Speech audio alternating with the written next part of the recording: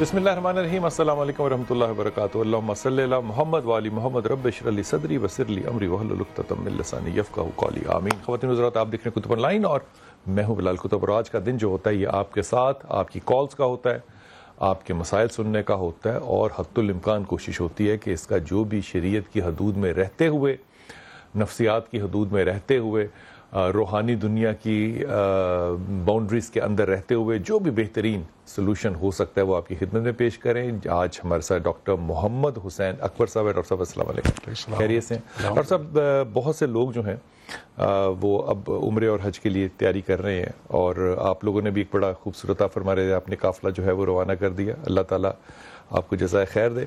میں ذکر کرنا چاہتا ہوں آج ایک ایسے شخص کا جو کہ ہندو تھا، کنہیا لال گابا اس کا نام تھا۔ گابا جو ہے یہ کنورٹڈ لوگ ہے۔ کنہیا لال کی بڑی کنٹریبیوشن تھا یہ بیرسٹر۔ 1932 میں اس نے اسلام قبول کر لیا، تو اس کے اوپر بہت سے جو ہے وہ ضابطے لگاتے ہوئے ہندوؤں نے اس کو پریزن کروا دیا، جیل کروا دیا۔ تو جب ایک انگریز جج کے پاس، میجسٹریٹ کے پاس اس کی بیل پہنچی تو اس نے 1932 میں تقریباً 1.5 سے 2 لاکھ روپے کی اس کی بیل رکھ دی۔ 1932 میں 1.5 لاکھ روپے کی بیل رکھ دی، تو کوئی لوگوں نے چندہ اکٹھا کیا تو اس کے باوجود جو ہے وہ اس کی بیل نہیں ہو سکی۔ تو ایک سردار علی سیالکوٹ سے تھے، وہ ایک دن تشریف لائے اور میجسٹریٹ کے کمرے میں انہوں نے نا مچلقہ جو بیل کے لیے ہوتا ہے وہ بھرنا شروع کر دیا۔ تو لوگوں نے پوچھا کہ سردار علی تم 1.5 لاکھ روپیہ کہاں سے لاؤ گے؟ اس نے کہا صرف 1.5 لاکھ، میں اس سے جتنا زیادہ ہو وہ بھی لے کر آ سکتا ہوں۔ انہوں نے کہا سردار علی تم کیوں لاؤ گے یہ؟ سردار علی نے کہا کہ رسول پاک صلی اللہ علیہ وسلم رات کو میری خواب میں آئے اور انہوں نے کہا کہ سردار تو لاہور جا اور کنہیا لال گابا کی ضمانت تو اپنے ذمہ لے لے۔ یہ بات ہو سکتا ہے کہ کچھ لوگوں کے دلوں میں یہ آتا ہو کہ یہ خواب جو ہے یہ کہاوت ہے، ایسا ہوا ہوگا نہیں ہوگا، مجھے نہیں علم اس بات کا کہ اس کی تاریخی حیثیت کیا ہے، لیکن کنہیا لال کی جو کنٹریبیوشن ہے، کبھی ہو سکے تو کنہیا لال کی کتاب پڑھیے گا، تاریخ لاہور، آپ کو حیرت ہوگی کہ کس قدر قابل انسان تھا۔ یہ اتھارٹی اور ریفرنس کی کتاب ہے لاہور کے اوپر جو انہوں نے لکھی ہوئی ہے۔ اگر عشق رسول ہے صلی اللہ علیہ وسلم تو اس کے کچھ تقاضے تو ہونے چاہیے۔ مجھے لگتا ہے کہ ایک تقاضا جو ہے محبت رسول کا، ڈاکٹر صاحب، مجھے تو پہلا اور آخری وہی تقاضا لگتا ہے بس، وہ ہے انسان کا ادب اور کردار۔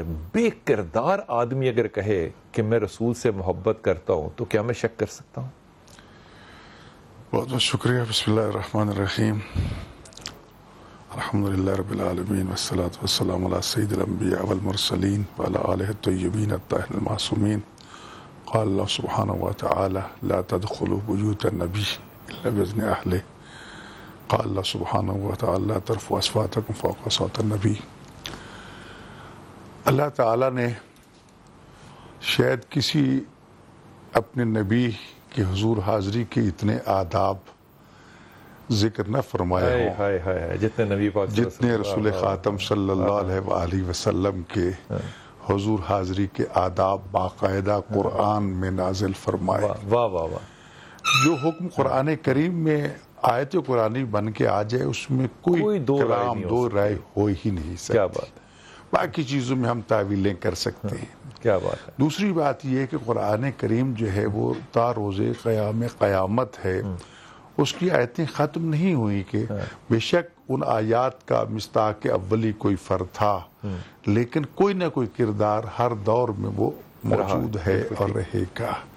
جو احکام ہیں وہ بھی قیامت تک رہیں گے۔ کیا بات ہے۔ اگر قرآن کریم میں سرکار ختمی مرتبہ رحمت اللہ علیہ صلی اللہ علیہ وآلہ وسلم کے حضور حاضری کے آداب ذکر ہوئے ہیں تو اس کا مطلب یہ نہیں ہے کہ وہ دنیا سے چشم پوشی کر گئے ہیں تو وہ آداب ختم ہو گئے۔ کیا بات ہے، کیا بات ہے۔ ان کی زندگی کا یہ عالم تھا، اور میں سمجھتا ہوں کہ آپ کی دنیا سے غائب ہونے کے بعد کا یہ عالم ہے کہ جس طرح میں بیداری میں دیکھتا ہوں اس طرح نیند کی حالت میں دیکھتا ہوں، جس طرح سامنے سے دیکھتا ہوں اس طرح پیچھے سے دیکھتا ہوں، جس طرح میں بیداری میں سنتا ہوں اس طرح نیند میں سنتا ہوں۔ تو رسول خدا صلی اللہ علیہ وسلم کو اللہ تعالیٰ نے اتنے خواص عطا فرمائے تھے جو کسی عام انسان کو عطا نہیں فرمائے. قرآن کریم میں اللہ تعالیٰ نے صحابہ کرام کو اس وقت سامنے وہی تھے، اور وہ قرآن آج بھی موجود ہے. آج ہم موجود ہیں، کل آنے والی نسلیں موجود ہوں گی. سب کو یہ حکم ہے اور امر الہی موجود ہے. ایک تو یہ کہ لا جب تدخلوا، موجود تھے تب بھی وہی قوانین تھے، اب جب بھی پردے وہی میں ہے، ہیں تب بھی وہی قوانین وہی ہے، اور جو قیامت تک وہی رہیں گے، اور روز قیامت ان میں کچھ اضافہ بھی ہوگا. اضافہ بھی ہوگا. میں کالر لے لوں، میں آپ سے اس بات پہ کنٹینیو کرتا ہوں. جی السلام علیکم بیٹا. جی زیب. جی نوشین السلام علیکم. وعلیکم السلام بھائی، کیا حال ہے؟ ٹھیک. اللہ کا شکر بیٹا، حکم کیجئے. میں مزدور ہوں، میری ٹانگ کا مسئلہ ہے، پٹھے میرے کمزور ہیں میرے شروع سے. تو میری شادی تھی، میرے 3 بچے ہیں ماشاءاللہ. تو میرے شوہر نے نا مجھے ڈیورس دے دیا ہوا. اچھا. تو میرے والد میرے فوت ہو گئے ہیں، ہم 2 بہن بھائی ہیں. اچھا. تو میرے والد نے مجھے پراپرٹی دی تھی، مکان دیا تھا 1.5 مرلے کا تھا. اچھا. تو میرے سسرال والوں نے انہوں نے جج سے نا بیچ دیا. ہم سے نا کہہ رہے تھے کہ تمہارے نام کروانا، نام کروایا نہیں ہے. تو نا مجھ سے کہہ رہے تھے تمہارے نام کروا دیں گا مکان. میرے دادے کے نام تھا نا مکان، تو کہہ رہے تھے ہم نے تمہارے نام کر، تو نا تم یہ سائن وغیرہ کر دو، ہم تمہارے نام کر دیتے ہیں. میں نے سائن وغیرہ کیا، ہمارے نام کرنے کی بجائے انہوں نے نا بیچ دیا. بیچ کے نا انہوں نے دکان خرید لی. دکان خرید کے انہوں نے اپنے نام کروا لی. اور وہ دکان اپنے نام کر، مجھے یہی کہتا رہا کہ میں نے تمہارے نام کی ہے. میرے نام کی نہیں اس نے. میرے اب 3 بچے، میرے والد بھی فوت ہوئے ہیں، مکان بھی دیا. اب ہم نے بہت کوشش کر رہے ہیں کہ ہمیں کسی طریقے کا بچوں کا آسرا مل جائے. تو آپ کے شوہر آپ کے ساتھ تعاون نہیں کرتے نوشین؟ نہیں، تعاون نہیں کرتے. وہ انہوں نے ڈیورس دے دیا ہوا ہے. اور اس کی کیا وجہ تھی؟ ڈیورس کی کیا وجہ تھی؟ ڈیورس کی یہ وجہ تھی کہ وہ کہہ رہے تھے میں نے شادی کرنی ہے. تو میری امی کہتی تھی کہ میں نے شادی اس لیے کرنے دینی ہے کہ پہلے میری بیٹی کی چیز میری بیٹی کو دو، پھر میں نے شادی کرنی. پھر بعد جب میری امی گئی تھی شبرات دینے کے لیے، تو ان کو کہتے تھے کہ میرے ہسبینڈ نے کہا تھا کہ میں نے اس کو مار دینا ہے، اس کو لے جاؤ. تو میرا سوہرا کہہ رہا تھا کہ میں نے اس کو آگ لگا دینی ہے، ہم نے نہیں اس کو رکھنا، اس کو لے دو. پھر میری امی مجھے بھی لے آئی تھی. اور وہ آگ جو لگانی تھی انہوں نے وجہ نہیں بتائی سسر نے کہ کیوں لگانی آگ؟ نہیں، ہم لوگ وہ کہہ رہے تھے شادی کرنی ہے ہم نے. تو کر لیتا، کرنے دیتے. نہیں، ہم نے کہا کر لو شادی، مگر میری چیز پہلے مجھے دے دو، میری دکان میری دے دو، یا میرے بچوں کے نام کر دو. اچھا مجھے ایک بات بتاؤ، ایک سیکنڈ، مجھے ایک بات بتاؤ. میں تم سے عمر میں کیونکہ بڑا ہوں اس لیے تم میرے بچوں کی طرح ہو. میں تم سے ایک سوال پوچھنا سے چاہ رہا ہوں. اگر کوئی شخص جب تمہارا شوہر جو ہے وہ کہتا کہ میں نے نماز پڑھنی ہے، تو کیا تمہاری والدہ اس سے یہ کہہ سکتی تھی کہ نہیں پہلے تم مجھے سبزی لا کے دو پھر نماز پڑھنا؟ کیا یہ سوال ہو سکتا تھا؟ نہیں، وہ مجھے مارتا پیٹتا تھا نا. نہیں، تم صرف مجھے میری سوال کا جواب دو. کیا یہ بات بن سکتی تھی؟ نہیں، یہ بنتی نہیں تھی. پتا کہ اس کا رویہ نہیں، وہ پتا چھوڑ دو. پہلے اصول طے کر لیتے ہیں نا، کسی بھی چیز کا اصول طے کر لیتے ہیں. میری عقل کیونکہ ذرا ناقص ہے، اس لیے میں اپنی عقل سے کم سوچتا ہوں، بلکہ نہیں سوچتا. میں کم کا لفظ پتہ نہیں کیوں استعمال کر رہا ہوں. اگر اللہ اور اللہ کے رسول کا کہیں حکم ہے تو آپ کو اپنی ٹانگ لڑانے کی ضرورت نہیں ہوتی. میں مشورہ تو میں بعد میں دیتا ہوں، لیکن پہلے کیونکہ باقی بیٹیاں بھی سن رہی ہیں نا، یہ جو والدیں جا کے اپنی بیٹیوں کے لیے شرطیں مقرر کرتی ہیں نا، پہلے تو ان ماؤں سے میری توبہ ہے اور معافی ہے. خدا کے واسطے تمہاری شادیاں ہو چکی ہوئی ہیں، تم نے اپنی زندگیاں گزار لی ہوئی ہیں. اب اپنے دمادوں کے ساتھ شرائط لگانا اپنی بیٹیوں کے بہاف پہ یہ مناسب کام نہیں ہے. یہ ڈیورس نہ ہوتی اگر یہ پنگا نہ ہوتا. اب شبراتیں نہ لے کر جائیں، یہ کہیں زیادہ اچھا ہے کہ شریعت محمد پہ رہیں. پہلی بات. دوسری بات یہ کہ یہ میں بات جو ہے نا وہ تمہیں سن کے بتا رہا ہوں. حرم کے اندر، کعبہ شریف کے اندر، ایک آپ کو پتہ ہے علامہ صاحب بیٹھتے ہیں جو کہ اردو میں خطبات دیتے ہیں. مکی صاحب جو ہیں، یہ میں نے ان کی زبانی سنا ہوا ہے مکی صاحب کی، کہ اگر ان کو مسئلہ کسی نے لکھ کر بھیجا ڈاکٹر صاحب، انہوں نے کہا کہ ایک انگریز کی حکومت تھی اور انگریز نے جو ہے وہ ہماری جائیداد جو ہے وہ فلاں شخص کو اس لیے دے دی کیونکہ وہ ان کا بہت زیادہ خدمتگار تھا. ان کو خان بہادر کا لقب دے دیا اور جائیداد ہماری اس کے نام لگا دی. تو اب ہم بڑے ہو گئے ہیں، اب انگریز چلے گئے ہیں، تو کیا ہم ان سے جائیداد واپس لے سکتے ہیں؟ مکی صاحب نے کہا کہ وہ لوگ جنہوں نے جائیداد تمہاری دی وہ یہاں پہ ڈاکہ ڈالنے آئے تھے اور وہ چور تھے یہاں پہ. تو چور کا کوئی اصول نہیں ہوتا، نہ شرعی نہ قانونی. تو وہ جو ڈاکہ ڈالنے والے تھے ان کا دیا ہوا جو ہے وہ تمہارا ہی ہے، تم اپنا حق واپس لو، حالانکہ کاغذوں میں وہ پراپرٹی ٹرانسفر ہو چکی ہوئی تھی. یہ مثال کے طور پہ دوسری بات کہہ رہا ہوں. تیسری بات یہ کہہ رہا ہوں کہ وہ جو تمہارا 1.5 مرلے کا گھر ہے اس پہ تمہارا حق ہے اور تمہارے وسیلے سے تمہارے بچوں کا حق ہے. اگر وہ نہیں تمہارا شوہر دے رہا یا تمہارا سسر دے رہا تو یہ رقم جو ہے یہ اللہ تعالیٰ ان کے پیٹ سے آگ کی صورت میں نکال لے گا. حضور اس طرح سے جائیداد ماری جا سکتی ہے؟ قطعاً نہیں. صاحب حق کا حق جو ہے وہ چھیننا حرام ہے. ظاہری طور پر ڈاکومنٹس جتنے مرضی بنا لو، شرعی طور پر حق کی ملکیت جو ہے وہ عطا نہیں ہو سکتا جب تک شرعی تقاضوں کو پورا نہ کیا جائے. لیکن نوشین میں بڑے ہی ادب سے ایک باپ ہونے کی حیثیت سے تمہیں کہہ رہا ہوں کہ ایک تو اپنی اماں کو اپنی زندگی سے اتنا دور رکھو جتنا کہ قریب اور دور ان کو رہنا چاہیے. خدا کے واسطے ماں ہے، وہ اس کا بڑا درجہ ہے، لیکن اس کا یہ کام نہیں ہے کہ وہ آپ کے میرٹل افیئرز کے اندر انٹرفیئر کرے. دوسری بات یہ کہ آپ اپنی معذوری کو اپنی نکمے ہونے کا عذر مت بنایا کرو. یہ میں بڑے ادب سے کہہ رہا ہوں کیونکہ اس کا برا اثر جو ہے وہ تمہاری اولاد پہ پڑے گا. تیسری چیز یہ کہ 3 بچوں کی ماں ہو، ڈیورسڈ ہو، میرا ادب سے تمہیں گزارش ہے عاجزی سے کہ اپنے لب و لہجے میں، اپنے مزاج میں ہلکی سی نرمی لے کر آؤ. تلخی اور تیزی جو ہے اس سے ہو سکتا ہے تم آرگومنٹ جیت جاؤ لیکن زندگی ہار جاؤ گی. آرگومنٹ جیتنا ضروری نہیں ہوتا. آیت کریمہ پڑھنا بہت زیادہ اور اللہ سے دعا کرنا کہ اللہ تعالیٰ تمہیں تمہارا حق جو ہے وہ واپس دے. یہ یہاں نہیں ملے گا تو بیٹا آخرت میں تو تجھے یہ ضرور ملے گا. مریم ہے ہمارے ساتھ. السلام علیکم مریم. جی ماریا. وعلیکم السلام. سر میں فیصلہ بات کر رہی ہوں. جی میرا پتر. سر مجھے ڈاکٹر سے بات کرنی ہے. ڈاکٹر صاحب کون سے ڈاکٹر صاحب سے؟ دنیا میں بہت سے قسم کے ڈاکٹر ہوتے ہیں. بات کرنی ہے. کون سے ڈاکٹر صاحب سے؟ ڈاکٹر میرے نا 2 بچے ہوئے، دونوں کی ڈیتھ ہو گئی ہے. اب مجھے یہ بتائیے میرے بچے کہ آپ کس سے بات کرنا چاہ رہی ہیں؟ کون سے ڈاکٹر سے؟ ڈاکٹر حسین اکبر بیٹھے ہیں یہاں پہ. میں ڈاکٹر سے بات کرنا چاہتی ہوں. میرے بچے میں آپ کے صدقے جاؤں. آپ بہت پیاری بیٹی ہیں اور آپ کے حالات بھی جو ہیں وہ بڑے معصوم ہیں اور وہ قابل احترام ہیں آپ میرے لیے. لیکن خدا کے واسطے اگر آپ ٹیلی ویژن دیکھتے ہوئے یہ بات کہتے ہیں تو آپ کو کتنا آسان لگتا.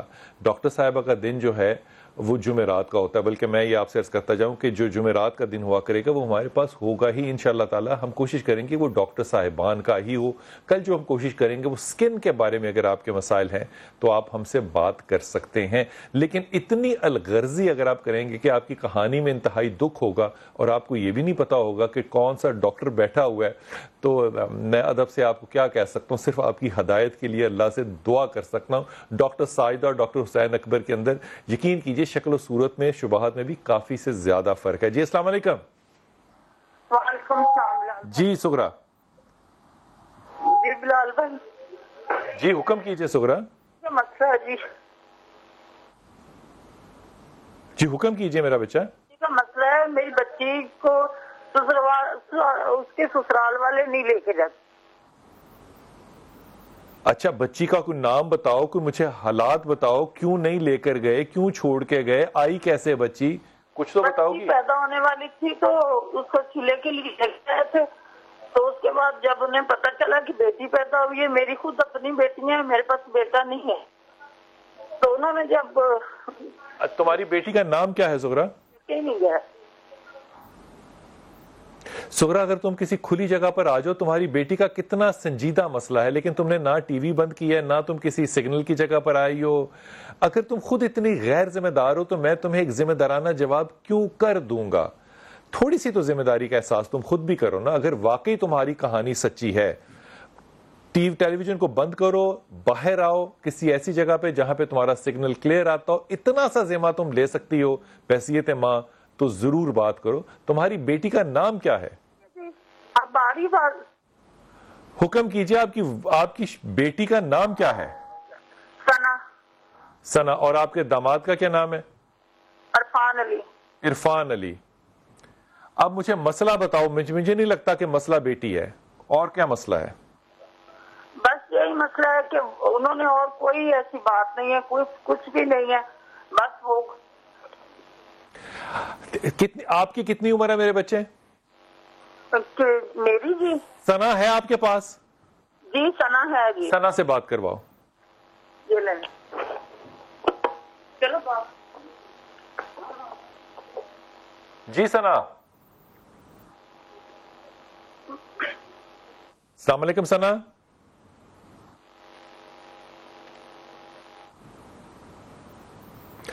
دیکھو میں اس بات پہ پھر کہہ رہا ہوں, ثنا بات کرنا نہیں چاہ رہی. ثنا کیا بات کرے گی؟ لیکن والدہ جو بات سنا رہی ہیں, میں ادب سے ہاتھ جوڑ کے عاجزی سے کان پکڑ کے آپ سے بات کہتا ہوں کہ جب آپ ایک عمر کو پہنچ جاتے ہیں نا, میں 16 سال کی عمر میں جو حرکتیں کرتا تھا, اگر میں آج اس عمر میں بھی وہی حرکتیں کروں تو میں کتنا عجیب اور بیوقوف انسان لگوں گا.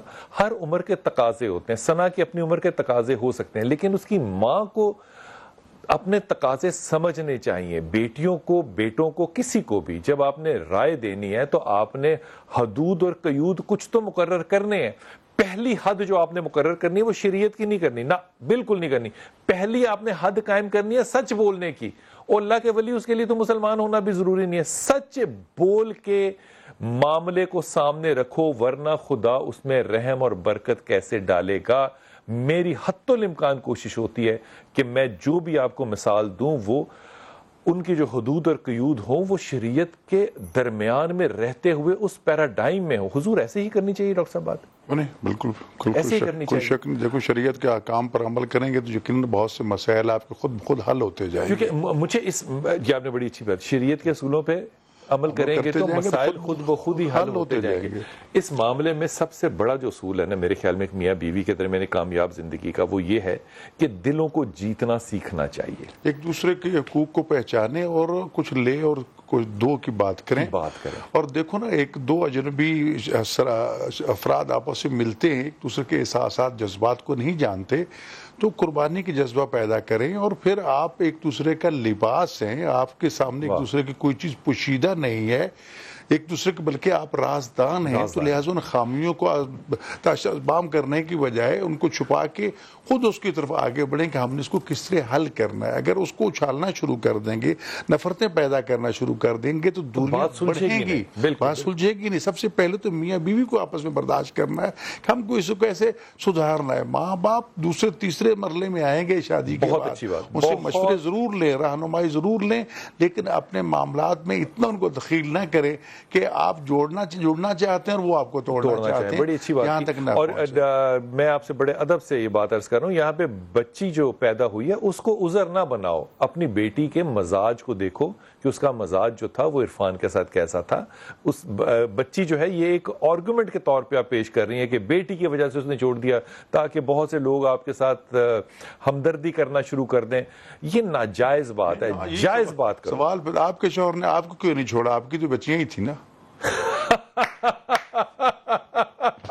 آپ کی بھی ساری بچیاں تھیں, تو آپ کے شوہر نے آپ کو کیوں نہیں چھوڑا؟ کیا بات ہے, کیا بات ہے, کیا بات ہے, کیا بات ہے. جی سہرش ہمارے ساتھ. السلام علیکم. کیا بات کی آپ نے ڈاکٹر صاحب, بہت اچھی بات کی. جی ڈاکٹر السلام علیکم. السلام علیکم سر. جی میرا بیٹا. سر میں اسلام آباد سے بات کر رہی ہوں. جی میرا پتر. سر میں بہت زیادہ پریشان ہوں. میں بلکہ اونین نہیں, میں چاہ رہی تھی آپ کا کوئی پرسنل نمبر ہوتا.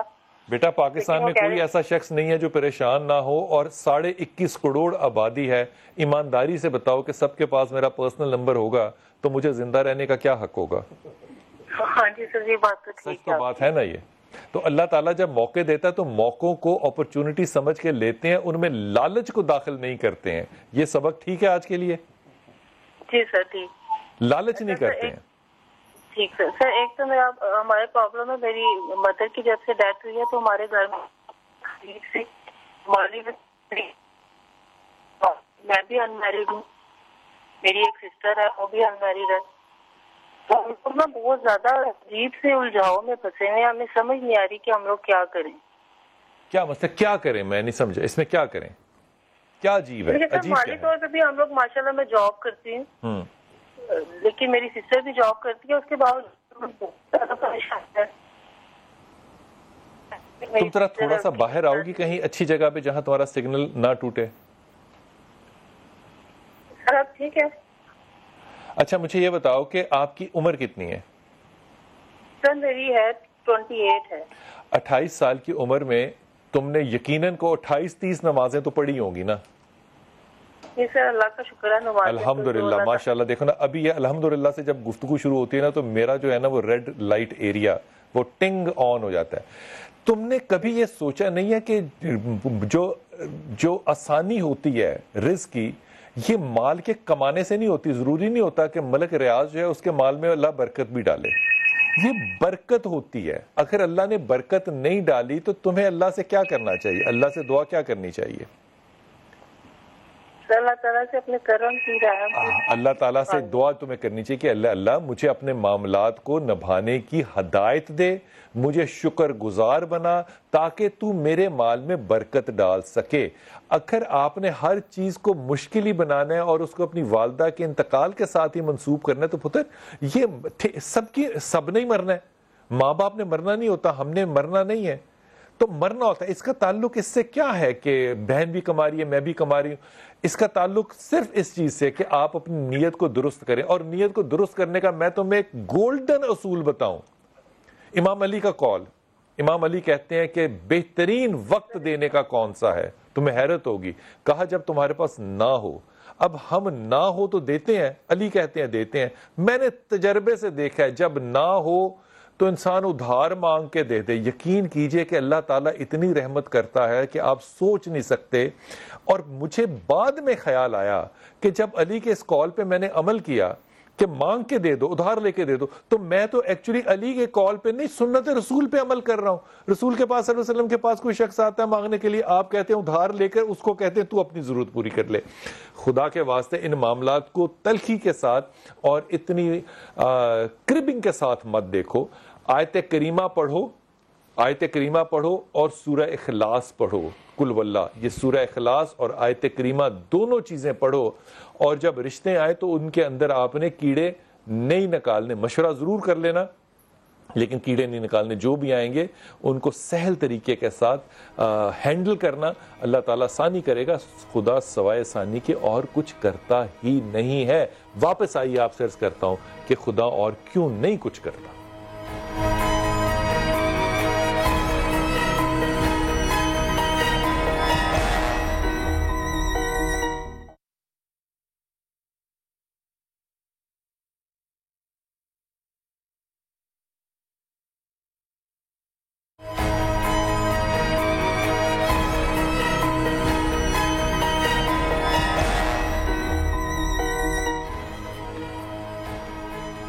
بسم اللہ الرحمن الرحیم. ڈاکٹر صاحب آپ نے جو قافلہ بھیجا ابھی اس میں کتنے لوگ تھے؟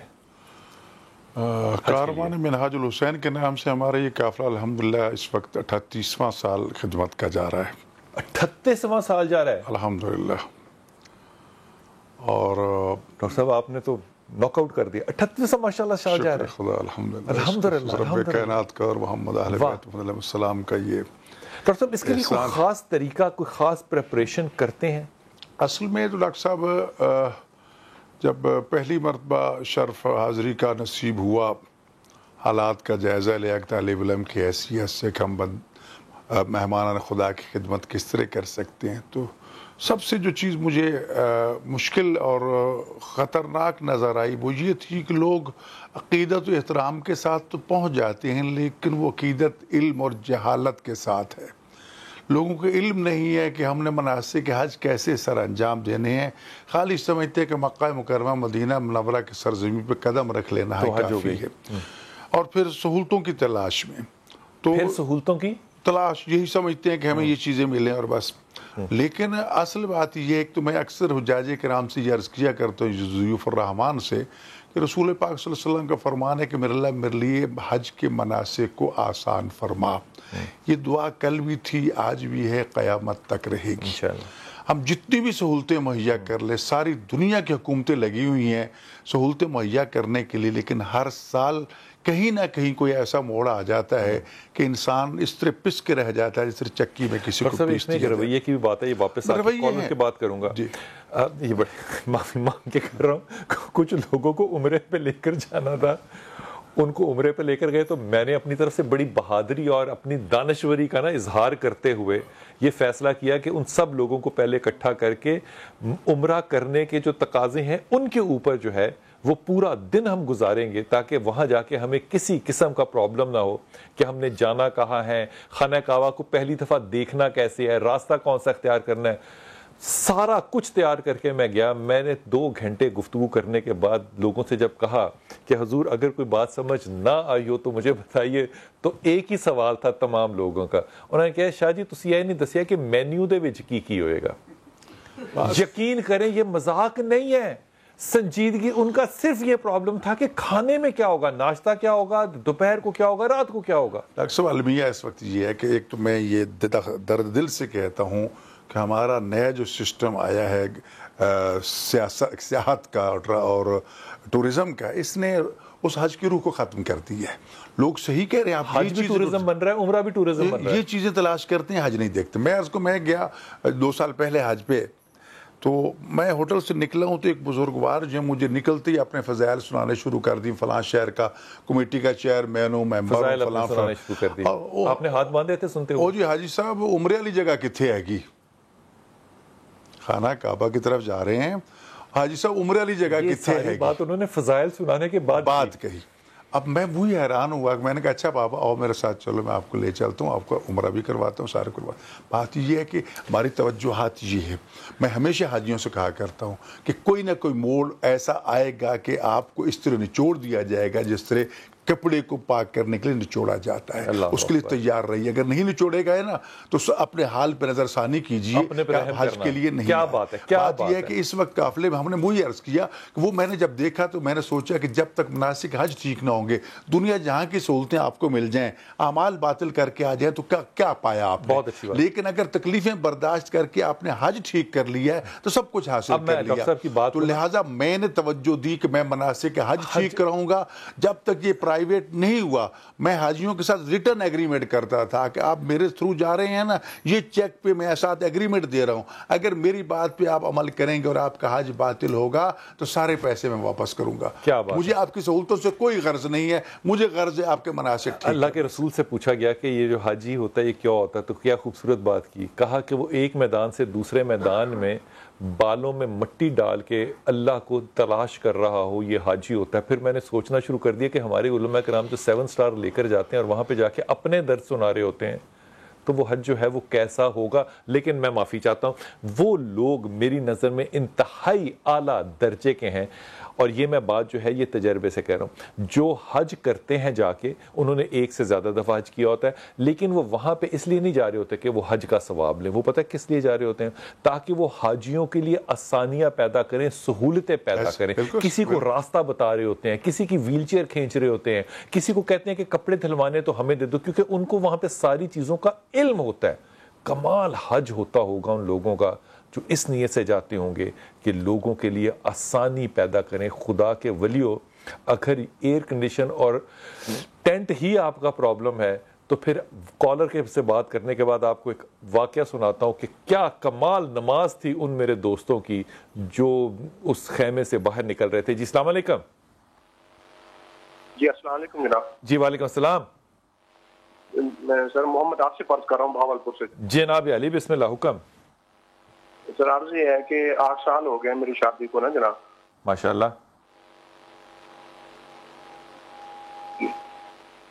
جی جناب. اچھا, میں نے مبارکباد پیش کی آپ کو. 8 سال ہو گئے, آپ کو مبارک ہو, آپ کی شادی ہو چکی ہوئی ہے. جی بیٹا. سر عرض یہ ہے کہ 3 سال بعد میری ایک بیٹی ہوئی تھی دعا فاطمہ جی. جی جی جی خیر مبارک جی, بالکل مبارک. اچھا, آپ نے ٹیلی ویژن کو بند کر دینا ہے میرا بیٹا.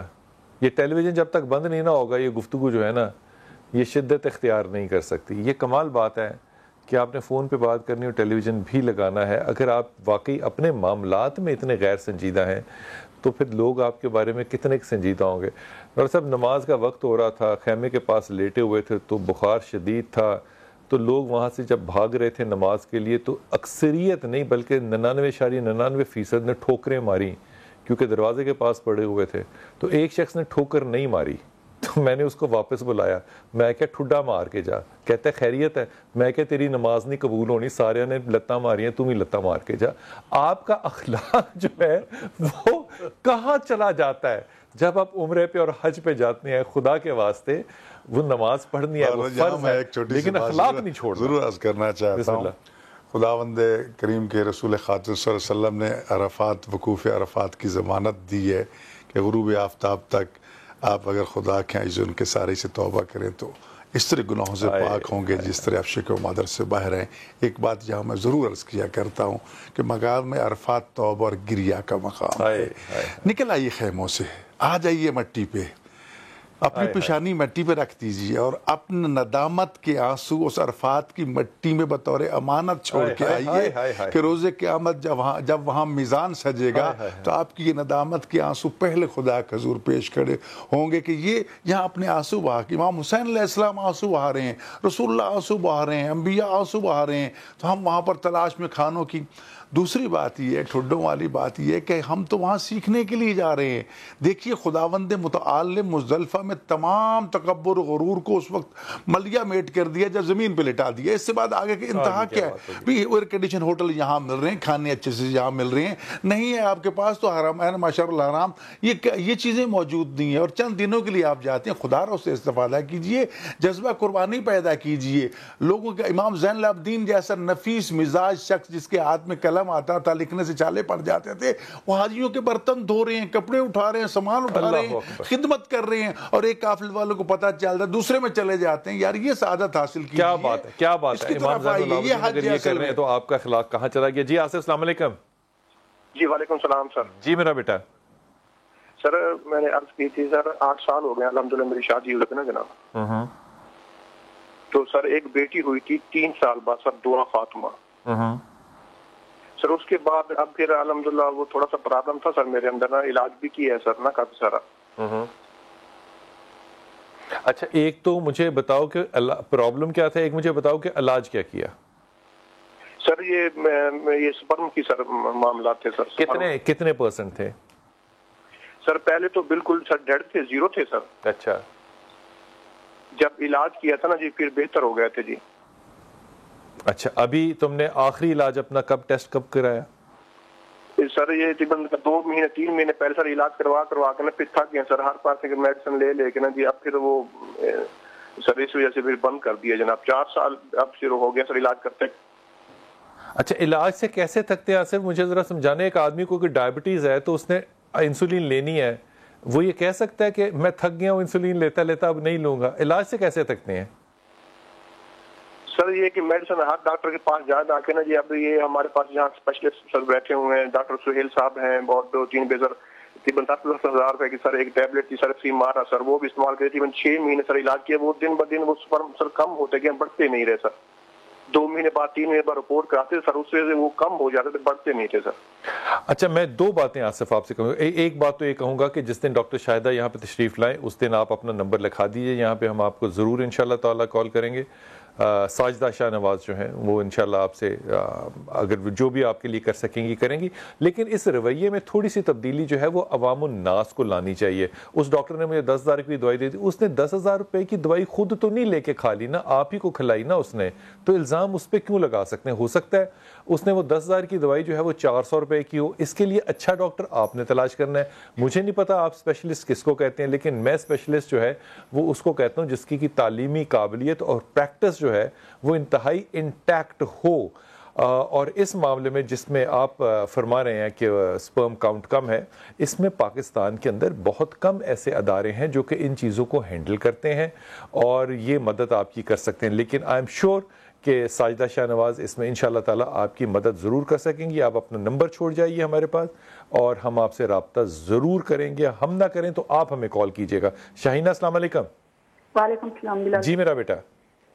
جی بلال بھائی میں نے تو کل کال کیا, وہ مصدق شاہ صاحب سے مسئلہ تھا کالے علم کا, تو وہ میں نے بات کرنی تھی. ابھی کروں آپ سے کروں؟ مطلب آپ کی مرضی, آپ ضرور کیجئے, حکم کیجئے.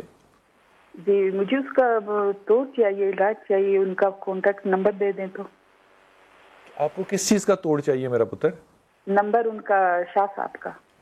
اچھا آپ کو نمبر دے دیں گے, آپ اپنے کالے جادو کا علاج ضرور کروا لیجئے گا. یہ میں آپ جو کہہ رہا ہوں یہ میں اپنے ذمہ داری پہ ہرگز نہیں کہہ رہا, کیونکہ جتنے بھی مہمان آتے ہیں وہ آپ کی ذمہ داری, آپ ان سے کانٹیکٹ کرنا چاہیں. ہمارا کوئی ذمہ اس معاملے میں قطعی طور پہ نہیں ہے کہ آپ کا علاج جو ہے وہ صحیح ہوا کہ نہ ہوا, کیونکہ بہت سے ایسے بچے جو ہیں وہ نمبر لیتے ہیں یہاں سے بڑی منتوں کے بعد اور 2 نمبری کے لگانے کے بعد, اور اس کے بعد کہتے ہیں جناب آپ کے پروگرام میں بیٹھے تھے تو ہم نے ان کو کہا تو انہوں نے تو ہم سے یوں کہا.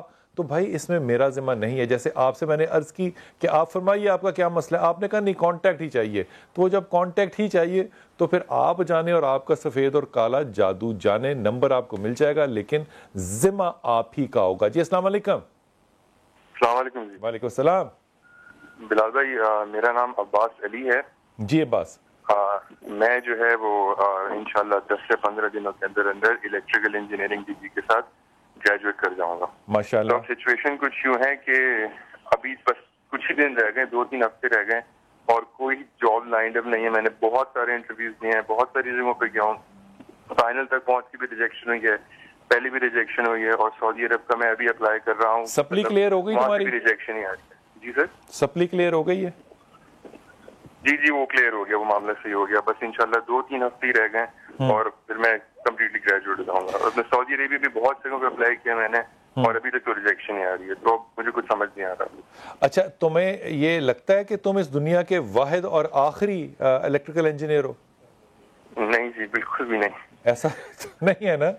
تو لوگوں کا اور کمپنیوں کا یہ حق ہے کہ وہ اپنا ہیڈ ہنٹر جو ہے اس کے مطابق ہیڈ ہنٹنگ کریں. مجھے نہیں لگتا کہ اتنی انگزائٹی تمہارے اندر جو ہے یہ کوئی نارمیلسی کی بات ہے کہ تم نے کیا ہے ابھی تم گریجویٹ کر لو, کوئی بات نہیں ہے. اللہ تعالیٰ ہے نا, جتنا اللہ تمہارا ہے اتنا ہی میرا بھی ہے. خدا نے رزق کا اگر ذمہ اٹھایا ہے تو وہ کیا تم اس میں شامل نہیں ہو خدا کی مخلوق کے اندر؟ خدا تمہارے لیے کیوں نہیں کرے گا؟ اور ان باتوں کو کرب کرنے کی بجائے نا عباس, دیکھو میں بڑی ایمانداری سے تمہیں کہہ رہا, کرب کرنے کی بجائے اگر تم ان کو مثبت لینا شروع کر دو کہ کوئی بات نہیں ہے, اگر سعودی عرب میرے مقدر کا نہیں ہے تو سارا رزق اللہ نے سعودی عرب والا کو تو نہیں دیا ہوا نا. ساؤتھ افریقہ میں بھی بڑا رزق ہے, ایسٹ افریقہ میں بھی بڑا رزق ہے, پاکستان کے اندر بھی بڑا رزق ہے. تو ان باتوں کو اتنی ایکسائٹمنٹ میں نہ رکھو. میرے خیال میں تم اوور رسپانسبل ایکٹ کر رہے ہو اس وقت. جو میں نے کہنا ہے تمہیں وہ صرف اتنا ہی ہے. اگلی درخواست میری صرف تمہیں یہ ہے کہ سورہ اخلاص جو ہے اس کو تم نے کبھی چھوڑنا نہیں ہے پڑھنا. یقین کرو آنے والا وقت بہت اچھا ہوگا انشاءاللہ تعالی. چھوٹا سا وقفہ, واپس آتے ہیں.